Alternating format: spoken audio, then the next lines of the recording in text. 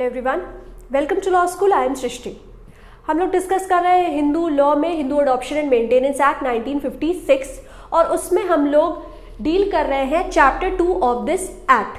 तो chapter 2 Hindu adoption maintenance act का adoption के बारे में बात करता है कि किस प्रकार हिंदुज़म में अडॉप्शन होना चाहिए, क्या रिक्वायरमेंट्स या रिक्विजिट्स हैं वैलिड अडॉप्शन के लिए।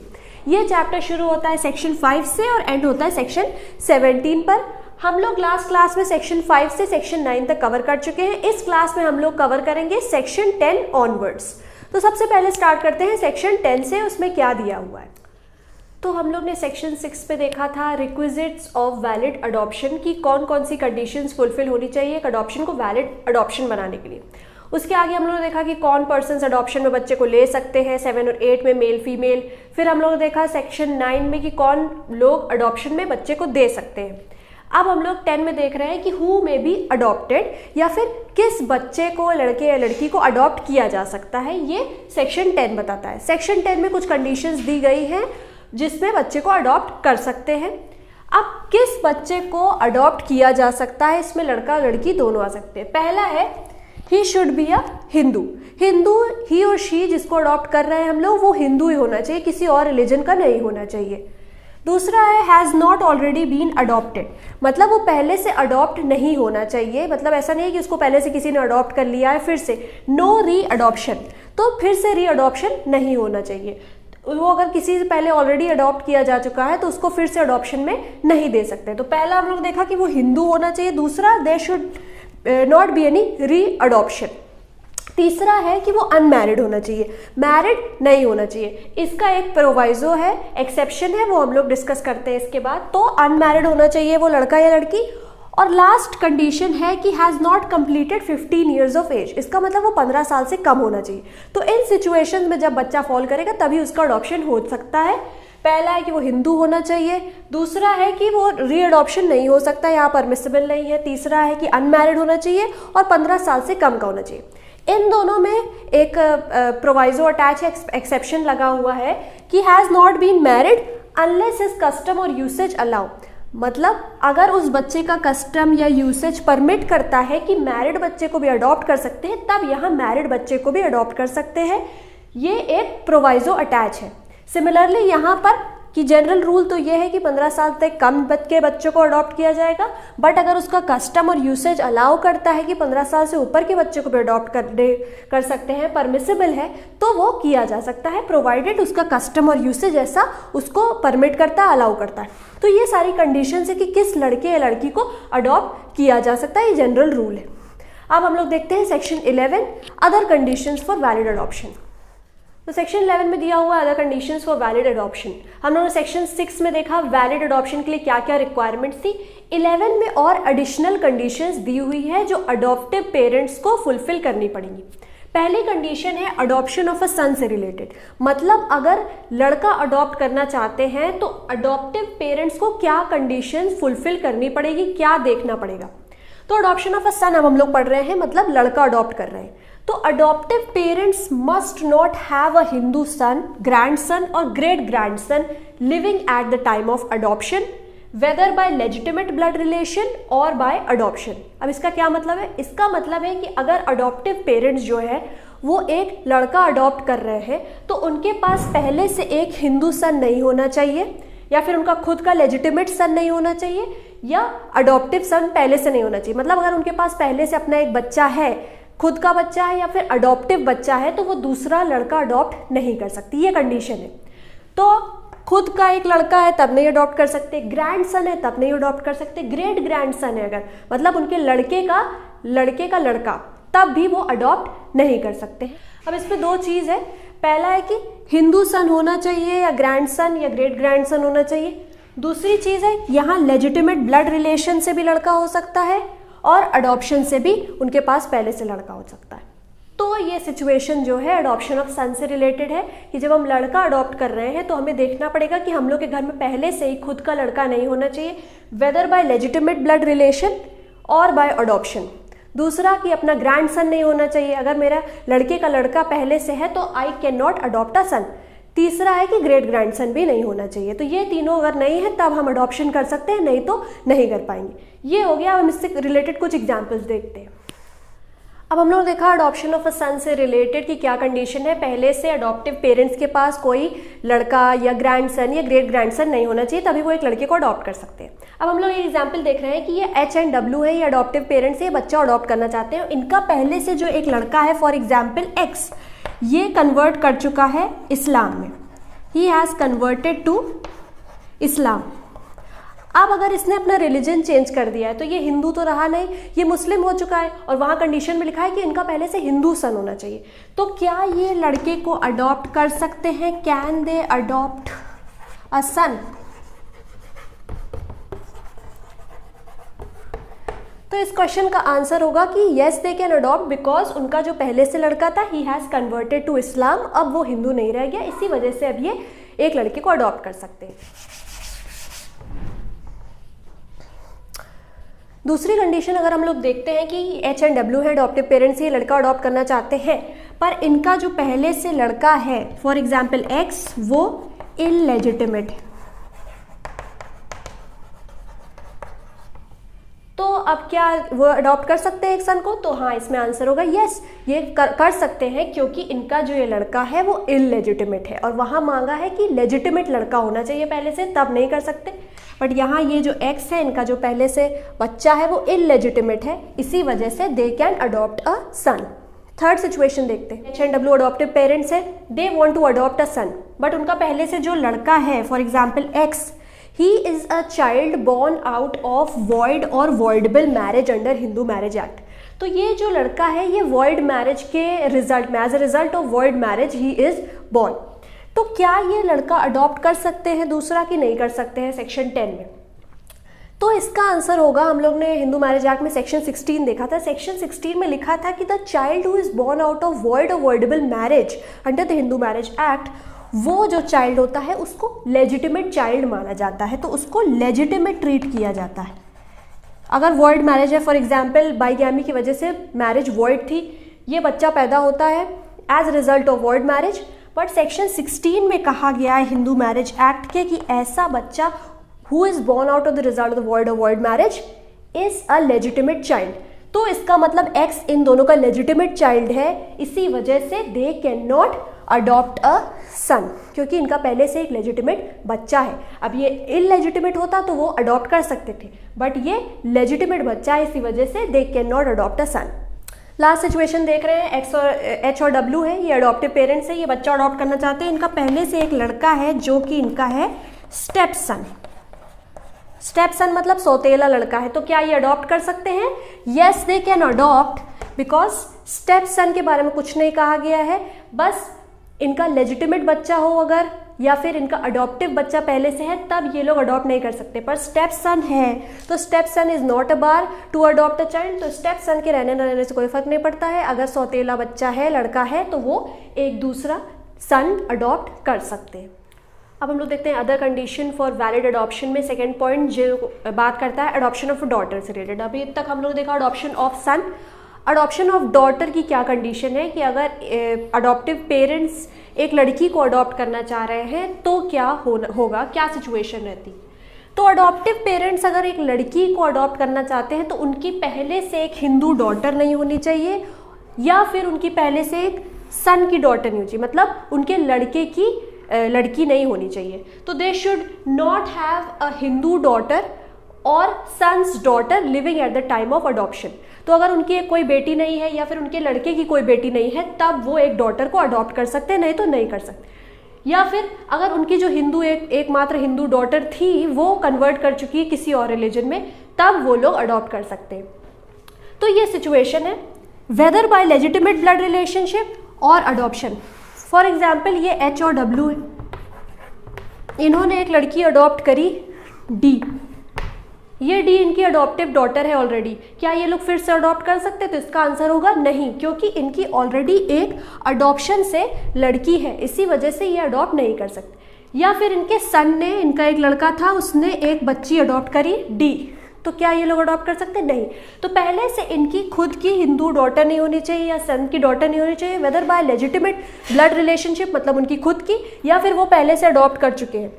अगर इनकी ये जो डॉटर है हिंदू, ये कन्वर्ट कर जाती है किसी और रिलीजन में, तब ये लोग लड़की को अडॉप्ट कर सकते हैं। या फिर इनको पहले से कोई लड़की नहीं थी या सन के पास लड़की नहीं है, इन दोनों में से कोई भी सिचुएशन फुलफिल होती है तो वो लोग अडॉप्ट कर सकते हैं। थर्ड सिचुएशन है एज डिफरेंस से रिलेटेड। इसमें कहा गया है कि एज डिफरेंस कितना होना चाहिए अगर ऑपोजिट जेंडर्स में अडॉप्शन हो रहा है। जैसे for example, if male person wants to adopt a female, कोई आदमी है जो एक फीमेल चाइल्ड को, एक लड़की को अडॉप्ट करना चाहता है, या फिर कोई फीमेल है जो एक लड़के को, मेल चाइल्ड को अडॉप्ट करना चाहती है, तो ये कंडीशन है कि उन दोनों के बीच में एज डिफरेंस जो होता है वो 21 ईयर्स का गैप होना चाहिए। तो adoptive persons must be 21 years older than the person being adopted. For example, एक आदमी है जो कि 25 ईयर्स का है फॉर एग्जाम्पल, और वो अडॉप्ट करना चाहता है एक लड़की को। ये ऑपोजिट जेंडर हो गए। आदमी है 25 ईयर्स का, वो एक लड़की को अडॉप्ट करना चाहता है, तो वो तभी कर सकता है जब उन दोनों के बीच में एज डिफरेंस 21 ईयर्स का हो।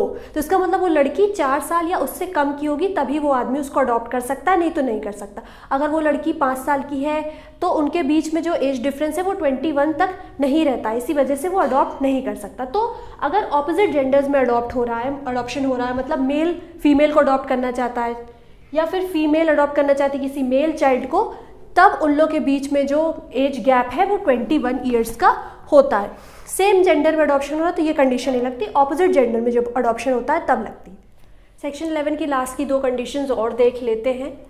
फोर्थ कंडीशन है कि सेम चाइल्ड में not be adopted simultaneously by 2 और मोर पर्सन। ऐसा नहीं हो सकता कि 2 या 2 से ज़्यादा लोग एक ही बच्चे को एक समय पर अडॉप्ट कर रहे हैं। एक बच्चा एक ही पर्सन के द्वारा अडॉप्ट किया जा सकता है। ऐसा नहीं कि 2-3 लोग मिलके एक फैमिली ए में वो अडॉप्टेड है, फिर फैमिली बी भी उसी समय उसको अडॉप्ट कर रही है। नहीं, ऐसा नहीं होता। साइमल्टेनियसली 2 या 2 से ज़्यादा लोग उसको अडॉप्ट नहीं कर सकते हैं एक समय पे। साइमल्टेनियसली का मतलब है एक ही समय पे। ऐसा नहीं हो सकता कि वो अलग अलग फैमिलीज का अडॉप्टेड चाइल्ड कहला रहा है। लास्ट सिचुएशन है child to be adopted must actually be given और टेकन इन अडॉप्शन। मतलब इसका मतलब है कि जो उसकी नेचुरल फैमिली है, जो पहले से उसकी नेचुरल फैमिली थी, जो उसके नेचुरल पेरेंट्स हैं, उनकी खुद का इंटेंशन होना चाहिए to give the child in adoption to the adopted family. इनका इंटेंशन होना चाहिए टू ट्रांसफ़र और translocate the child from their family to the adopted family. तो इनका पूरा इंटेंशन होना चाहिए to transfer the child. He must actually be given in adoption and taken in adoption by them। इनका intention होना चाहिए कि ट्रांसफ़र, ऐसा नहीं है कि हमने दिखाने के लिए अडॉप्शन कर दिया और फिर बाद में जाके कहे कि मेरा बच्चा वापस करो, हमने तो ऐसे ही कह दिया था मजाक में। ऐसा नहीं है। इनका इंटेंशन होना चाहिए कि अपने बच्चे को ट्रांसफ़र कर रहे हैं, ट्रांसलोकेट कर रहे हैं फ्रॉम देयर फैमिली, नेचुरल उसके जो बायोलॉजिकल पेरेंट्स हैं, टू अडॉप्टेड फैमिली और पेरेंट्स। अब सेक्शन 12 में हम लोग पढ़ते हैं अफेक्ट ऑफ अडॉप्शन। जब अडॉप्शन हो जाता है, जब अडॉप्टिव चाइल्ड को हम लोग ट्रांसफ़र कर देते हैं from his natural family to adoptive family, तब उसके क्या कॉन्सिक्वेंस होते हैं, क्या इफेक्ट होता है उस चाइल्ड की लाइफ में, लीगली क्या इफेक्ट होगा, ये सेक्शन 12 में दिया हुआ है।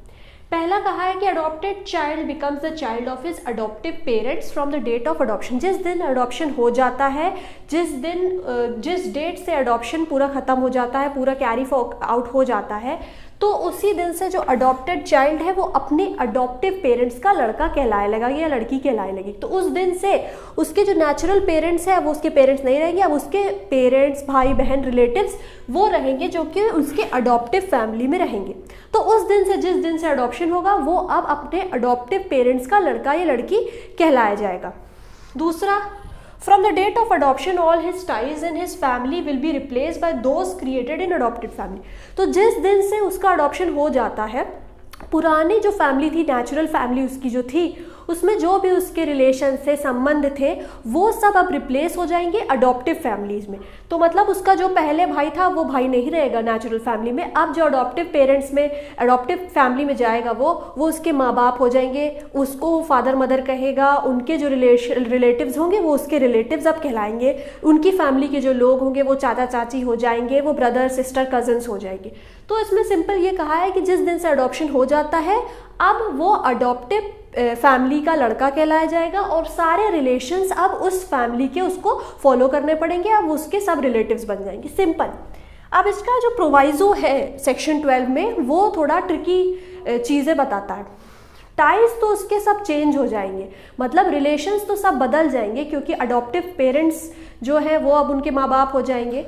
बट अगर वो अपने नेचुरल फैमिली में रहता तो नेचुरल फैमिली में वो जिन जिन लोगों से शादी नहीं कर सकता था अडॉप्शन के बाद भी वो उन लोगों से अभी भी शादी नहीं कर पाएगा। तो इसका मतलब ये नहीं कि ये नेचुरल फैमिली है फॉर एग्जांपल और ये है अडॉप्टिव फैमिली।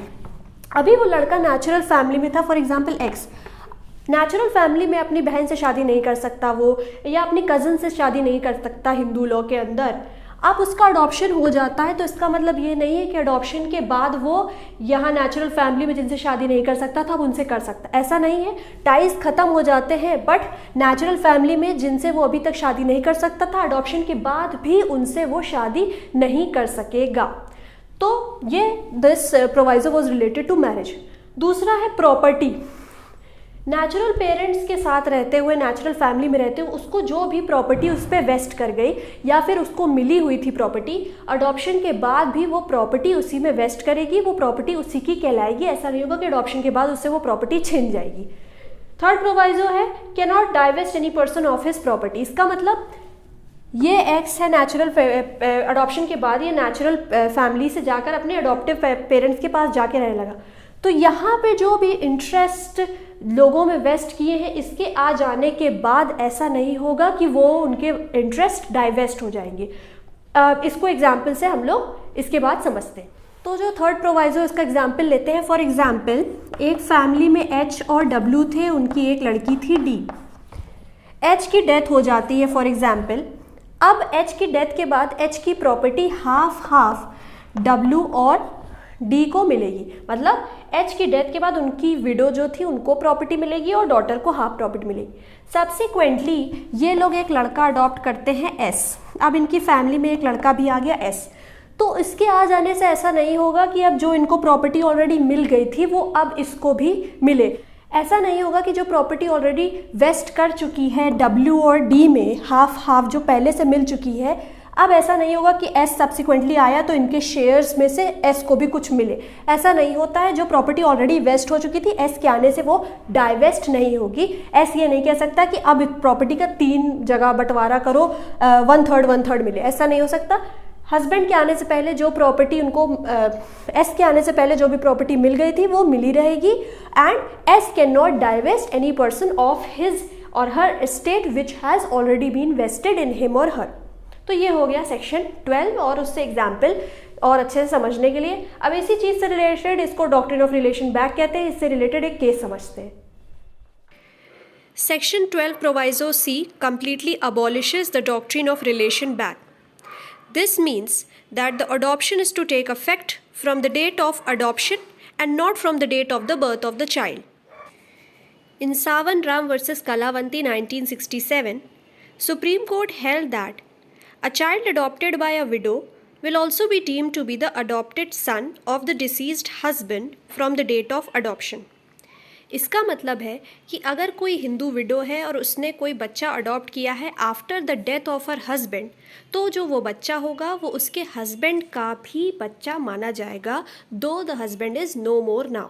तो जिस दिन से अडॉप्शन हुआ है उस दिन से वो बच्चा हस्बैंड का भी बच्चा माना जाएगा। And this means that section 12 proviso c abolishes the doctrine of relation back and it is not applicable in Hindu law. Supreme Court in the case of Basava Rajappa versus Guru Basamma 2005 held that on adoption, adoptee gets transplanted in adopting family with the same rights as that of a natural born son.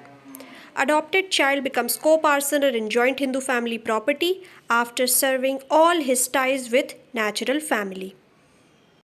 तो इस case में simply ये observe किया गया है कि adoption होने के बाद जो अडॉप्टेड चाइल्ड है वो अपने अडॉप्टिव फैमिली का लड़का बन जाता है, उसको नेचुरल सन के ही तरह ट्रीट किया जाता है, वो उनकी जॉइंट हिंदू फैमिली प्रॉपर्टी में एक हिस्सेदार हो जाता है और उसकी नेचुरल फैमिली जो थी, जो बायोलॉजिकल पेरेंट्स थे, उनसे सारे रिश्तेदार जो होते हैं वो टूट जाते हैं या सिवियर हो जाते हैं।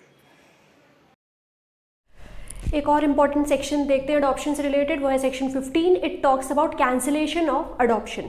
सेक्शन 15 कहता है कि अगर वैलिड अडॉप्शन हो चुका है, मींस ऑल द रिक्विजिट्स जो एसेंशियल्स मेंशन हैं 6 से लेके 11 तक, वो सारे फुलफिल हो चुके हैं, वैलिड अडॉप्शन कैरी आउट कर चुके हैं हम लोग, तो उसको कैंसिल नहीं किया जा सकता है। It is final and it is irrevocable. इसको रिवोक नहीं कर सकता, ऐसा नहीं कह सकते कि नहीं अब हम वापस करना चाहते हैं इस लड़के को, ऐसा नहीं हो सकता। वो एक लीगल थिंग कैरी कर दी है हम लोगों ने और वो फाइनल हो जाता है, उसको हम लोग फिर से पीछे नहीं जा सकते उस चीज़ में।